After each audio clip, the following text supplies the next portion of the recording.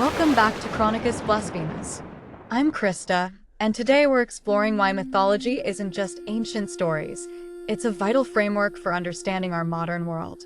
In an age of technological acceleration, social fragmentation, and spiritual confusion, mythological thinking provides what we desperately need: meaningful narratives that help us make sense of chaos. The ancient Greeks had Prometheus to explain humanity's relationship with technology. The Norse had Ragnarok to understand apocalyptic change. Today, we need these mythic frameworks more than ever, not as literal beliefs, but as symbolic languages that help us process what raw data and statistics cannot.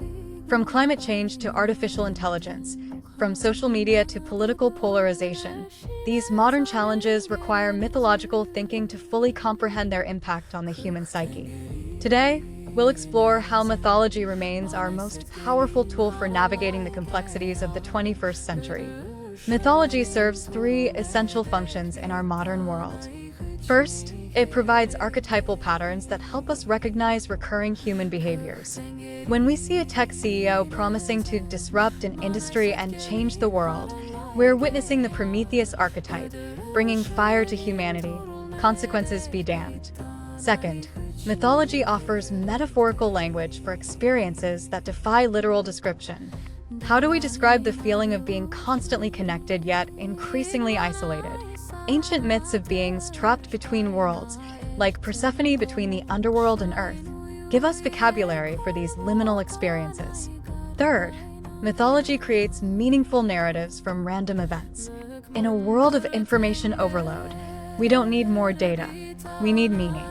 Just as ancient cultures used myths to explain natural disasters, we need frameworks to understand why social media algorithms push us toward extremism or why climate change feels so apocalyptic.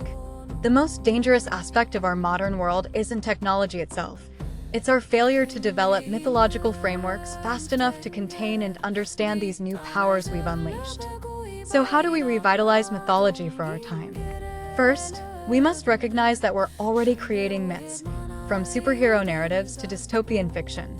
These aren't mere entertainment. There are collective attempts to process technological and social change. Second, we must approach ancient myths not as primitive superstitions, but as sophisticated psychological models that remain relevant. The Greek concept of hubris speaks directly to our technological overreach. The Norse idea of Fimbulwinter resonates with climate anxiety. Finally, we must become conscious mythmakers ourselves. In our Chronicus Blasphemus universe, we explore how belief shapes reality, a concept that's never been more relevant than in our current age of information bubbles and alternative facts. As Joseph Campbell said, we need myths that will identify the individual not with his local group, but with the planet. What myths are you living by?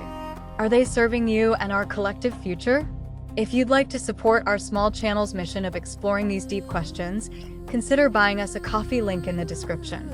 Visit our website at chronicusplasphemous.com for more mythological explorations in our literary corner. Until next time, remember that the stories we tell ourselves determine the world we create. Keep questioning, keep creating, keep blasphemous, folks.